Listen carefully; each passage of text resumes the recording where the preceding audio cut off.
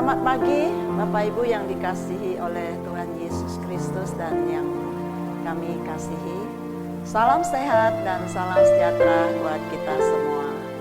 Bapak Ibu, pagi hari ini mari kita siapkan hati kita untuk bersaat teduh, memuji Tuhan dan merenungkan firman Tuhan. Mari kita tundukkan kepala kita berdoa. Bapa di sorga, kami mengucap syukur dan terima kasih untuk kasih setia-Mu, untuk pemeliharaan Tuhan, perlindungan Tuhan di dalam hidup kami. Kami bersyukur kalau pagi hari ini kami boleh bersama-sama dengan seluruh rekan-rekan, teman-teman dan jemaat Tuhan dimanapun berada untuk memuji Tuhan. Dan kami boleh bersama-sama merenungkan firman-Mu. Berkati kami semua. Terima kasih Bapa, di dalam nama Yesus kami mengucap syukur dan berdoa. Amin. Saudara, mari kita naikkan satu pujian Bapa yang mengasihiku. Kau Bapa yang mengasihiku, kuasa-Mu memulihkanku, hati yang baru Kau berikan, untukku dapat melihat rencana-Mu indah bagiku. Kau ada di setiap jalanku, hatiku haus dan lapar akan Engkau. Kaulah segalanya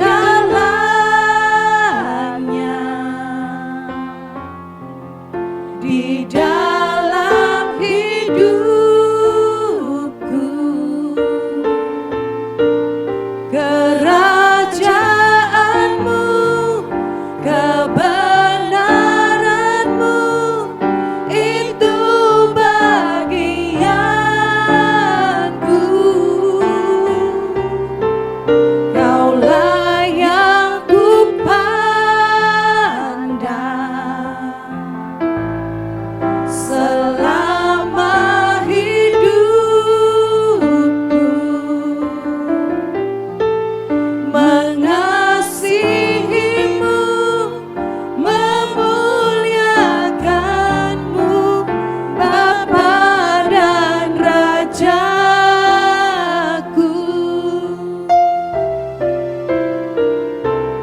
Kau Bapa yang mengasihiku,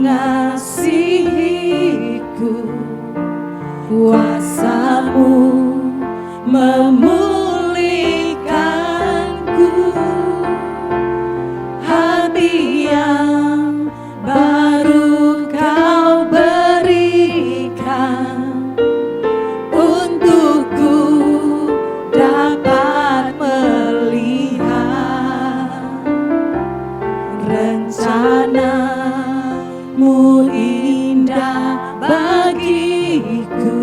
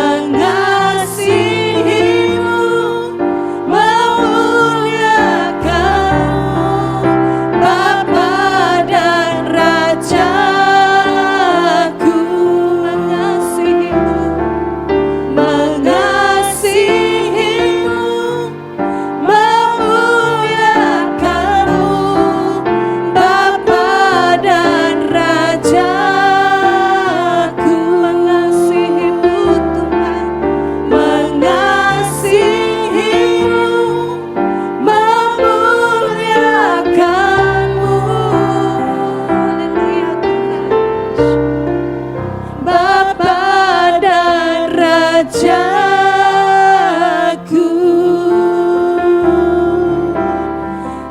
Haleluya, kebenaran-Mu, kerajaan-Mu Tuhan, bagian dalam hidup kami, bagian dalam hidupku Tuhan. Kami sembah Engkau Yesus, kami sembah Tuhan. Haleluya, haleluya.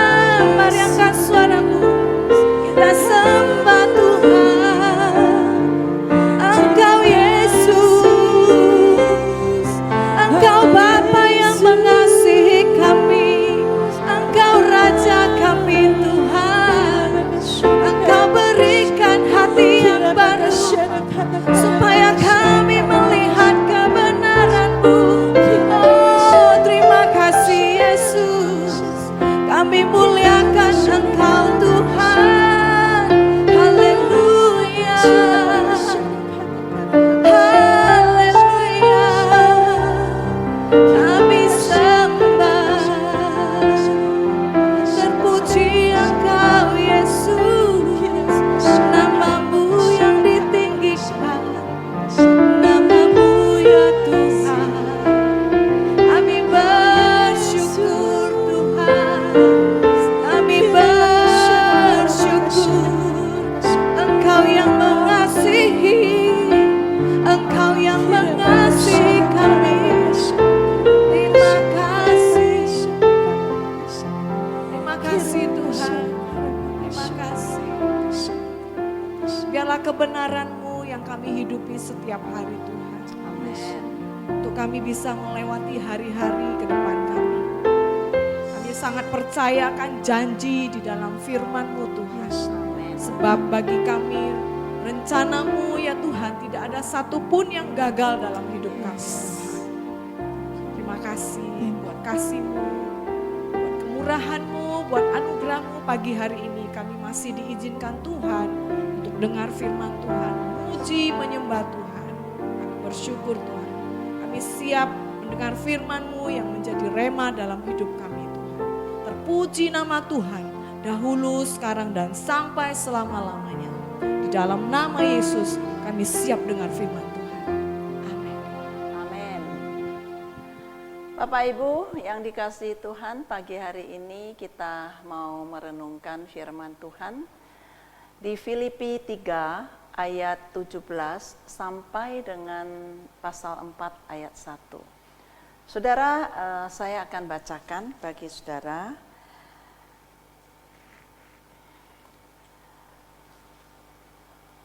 Saudara-saudara, ikutilah teladanku dan perhatikanlah mereka yang hidup sama seperti kami yang menjadi teladanmu. Karena seperti yang telah kerap kali kukatakan kepadamu dan yang kunyatakan pula sekarang, sambil menangis, banyak orang yang hidup sebagai seteru salib Kristus. Kesudahan mereka ialah kebinasaan. Tuhan mereka ialah perut mereka. Kemuliaan mereka ialah aib mereka. Pikiran mereka semata-mata tertuju kepada perkara duniawi. Karena kewargaan kita adalah di dalam sorga. Dan dari situ juga kita menantikan Tuhan Yesus Kristus sebagai juru selamat yang akan mengubah tubuh kita yang hina ini sehingga serupa dengan tubuhnya yang mulia, menurut kuasanya yang dapat menaklukkan segala sesuatu kepada dirinya. Karena itu, saudara-saudara yang kukasihi dan yang kurindukan, sukacitaku dan mahkotaku, berdirilah juga dengan teguh dalam Tuhan. Hai saudara-saudara yang kukasihi. Bapak Ibu sekalian, hidup manusia pada umumnya itu sangat mudah terpengaruh oleh lingkungan, sangat mudah terpengaruh oleh pergaulan, oleh ajaran, didikan, dan gaya hidup dunia. Manusia itu biasanya mudah sekali untuk meniru atau mencontohin orang lain. Atau istilahnya suka ikut-ikutan. Ya.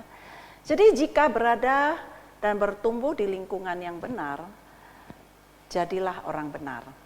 Dan kalau berada dan bertumbuh di lingkungan yang salah, jadilah orang jahat. Kalau bergaul dengan orang baik, maka jadilah saleh. Tapi kalau bergaul dengan yang jahat, maka akan menjadi jahat. Maka itu, saudara, sangat perlu bagi kita untuk memperhatikan lingkungan kita, di mana kita bertumbuh dan dengan siapa kita itu akrab bergaul.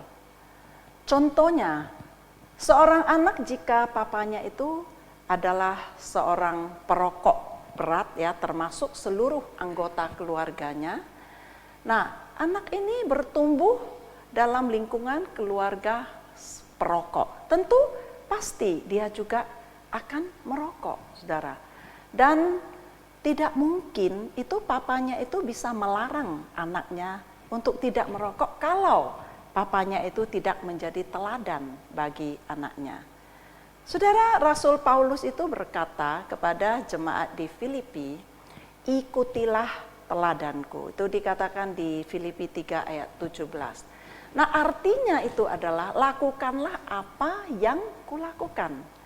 Saudara, terus terang itu tidak banyak loh orang berani berkata seperti itu.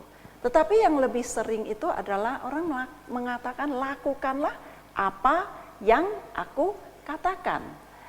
Saudara, Paulus itu menjadikan dirinya itu contoh untuk diteladani oleh jemaat di Filipi. Bukanlah maksudnya dia itu sudah sempurna. Saudara, tidak ada seorang pun manusia di dunia ini yang sempurna. Tetapi kalau Paulus berani mengatakan seperti itu, dasarnya itu adalah bahwa ia telah meneladani Kristus. Jadi artinya yang mau dia katakan dan maksudkan adalah ikutilah teladanku karena aku telah meneladani karakter Kristus. Saudara, Paulus itu dulunya jahat sekali. Nah, dia ini adalah seorang seteru salib Kristus. Dia adalah penganiayaan jemaat Kristus. Tetapi setelah dia mengenal Kristus, saudara, ia melepaskan semua kehidupan duniawinya ini yang dianggapnya sampah. Ia mengejar ya untuk mengenal Kristus lebih mulia dari semuanya. Itu yang dia katakan.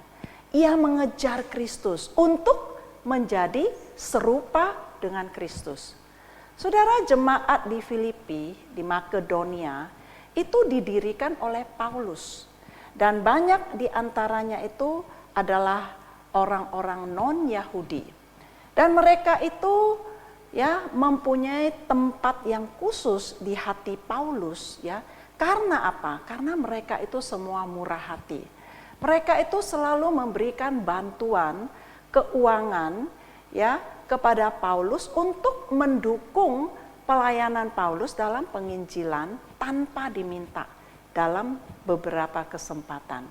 Nah, oleh karena itu, saudara, di pasal 4 di ayat 1, Paulus menyebut mereka itu saudara-saudara yang kukasihi, yang kurindukan, sukacitaku, mahkotaku.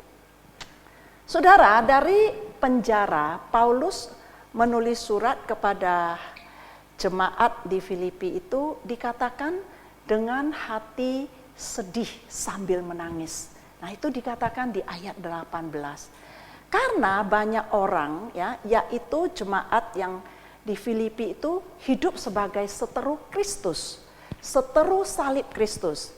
Yaitu apa? Mereka menjadi musuh yang menentang ya salib Kristus.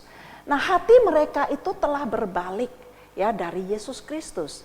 Mereka mengabaikan, ya, meremehkan, bahkan tidak menghargai kuasa salib lagi. Nah, orang-orang yang telah diselamatkan karena salib Kristus, ya, mereka yang telah diampuni dosanya oleh darah Kristus di atas kayu salib, mereka yang telah tahu kebenaran, tetapi hidup mereka tetap ada di dalam dosa. Oleh karena itu Paulus mengatakan bahwa Tuhan mereka adalah perut mereka. Artinya apa? Artinya adalah mereka itu hidup secara duniawi, hidup dengan rakus, ya, hidup dengan serakah, ya, dan dikuasai oleh nafsu. Dan kemudian Paulus juga mengatakan bahwa kemuliaan mereka adalah aib mereka. Artinya apa? Bahwa mereka hidup dengan tidak bermoral, yaitu melakukan percabulan, perzinahan, homoseksual, pesta pora, mabuk-mabukan. Nah, itu merupakan hal yang tidak berarti apa-apa buat mereka.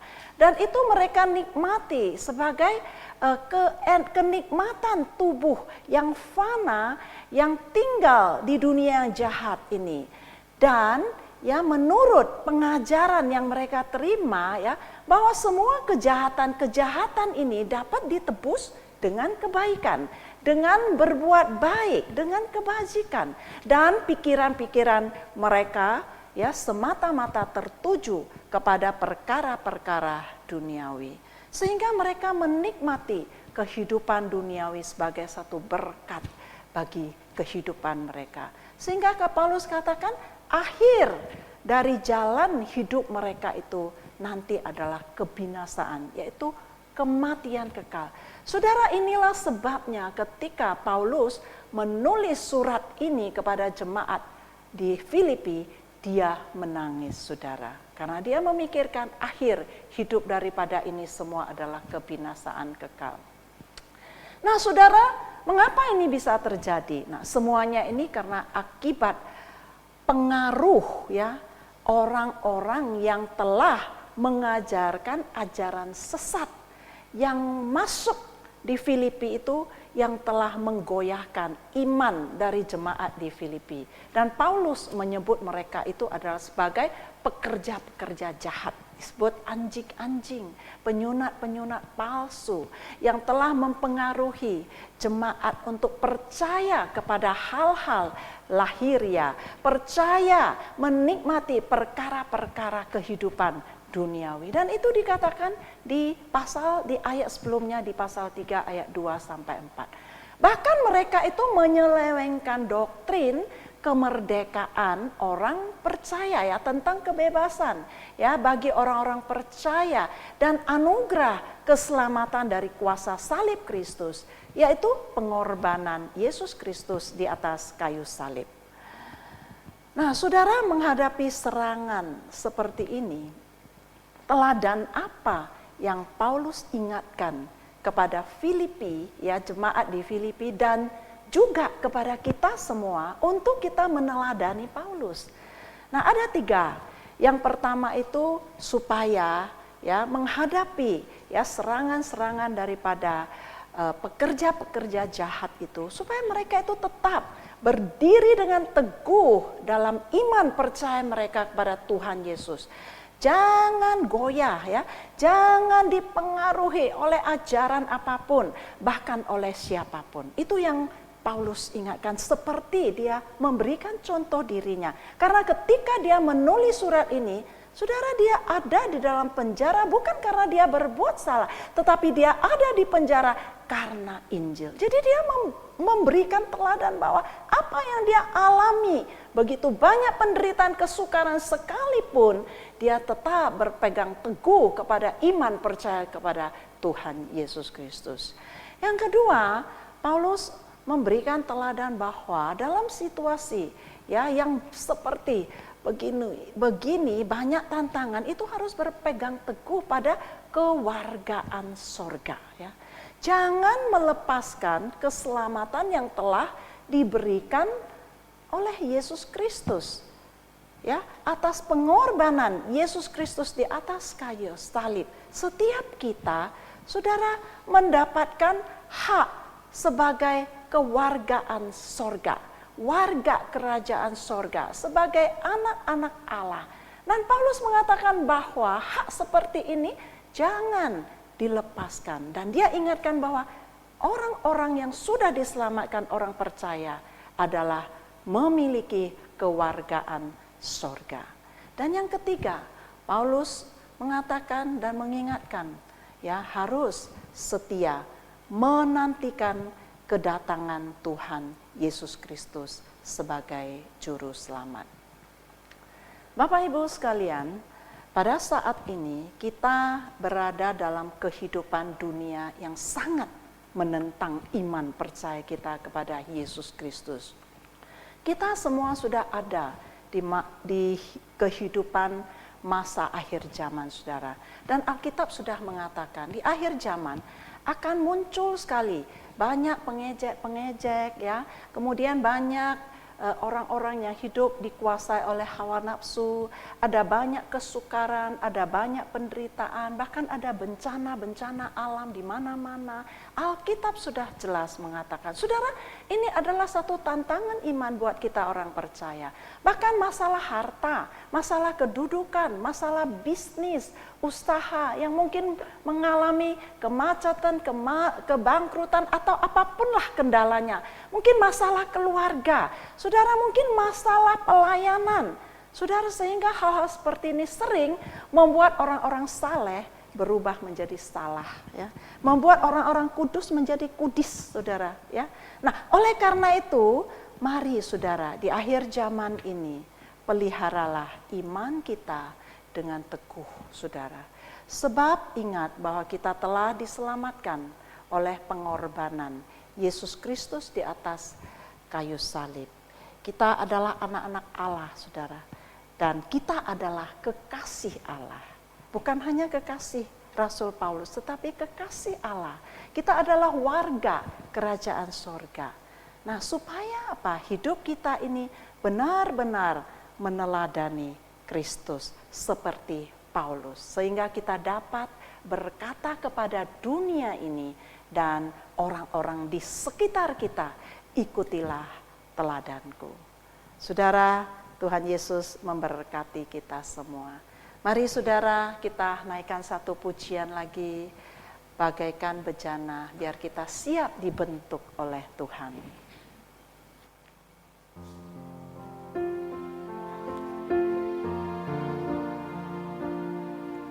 Bagaikan bejana, siap dibentuk, demikian hidupku di tanganmu. Dengan urapan kuasa rohmu, ku dibaharui selalu. Jadikan ku Allah dalam rumah-Mu, inilah hidupku di tangan-Mu. Bentuklah surut kehendak-Mu, pakailah sesuai rencana-Mu.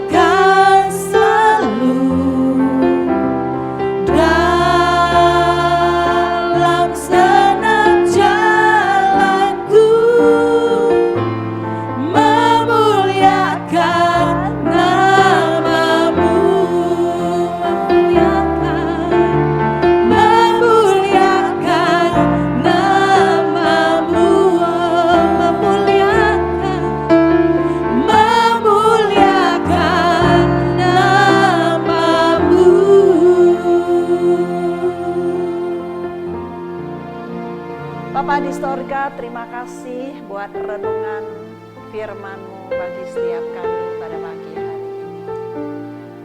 Kami berdoa ya Tuhan, supaya Tuhan Roh Kudus memimpin kami semua di dalam menghadapi kehidupan di akhir zaman ini.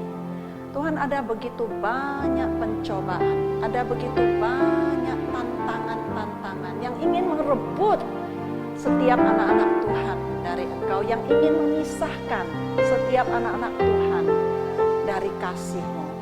Oleh karena itu Tuhan, biarlah pada pagi hari ini kami berdoa supaya Tuhan memberikan kami semua kekuatan dan perlindungan yang daripada Tuhan.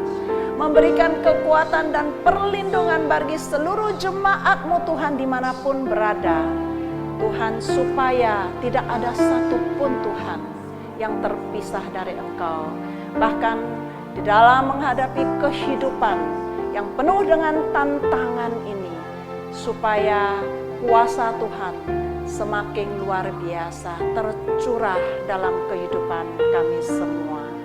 Bapa, yang lemah Engkau kuatkan, yang sakit Engkau sembuhkan, yang punya masalah Engkau bukakan jalan dan berikan jalan keluar Tuhan. Yang letih lesu Tuhan, Engkau beri semangat. Bapa di sorga, Engkaulah kekuatan dan perlindungan kami. Kami serahkan Tuhan setiap jemaat-Mu dan kami semua di tempat ini di dalam pemeliharaan Tuhan. Kami rindu Tuhan, hidup kami boleh senantiasa menyenangkan dan memuliakan Tuhan. Oleh karena itu mari Tuhan, pimpin kami, bentuk kami dari hari ke hari, supaya kami semua boleh semakin menyerupai Kristus dan memuliakan nama-Mu Bapa. Terpujilah nama-Mu, di dalam nama Tuhan Yesus kami berdoa. Bapak Ibu yang ada di rumah masing-masing, dimanapun Anda berada, mari angkat kedua tangan kita dan terimalah berkat dari Tuhan. Kasih karunia dari Allah Bapa di sorga, cinta kasih, kemurahan, dan damai sejahtera dari Yesus Kristus serta persekutuan di dalam Roh Kudus menyertai kita semua mulai hari ini sampai selama-lamanya, sampai Tuhan Yesus datang untuk kedua kalinya. Sama-sama kita katakan amin. Shalom Bapak Ibu sekalian, selamat beraktivitas, Tuhan Yesus memberkati.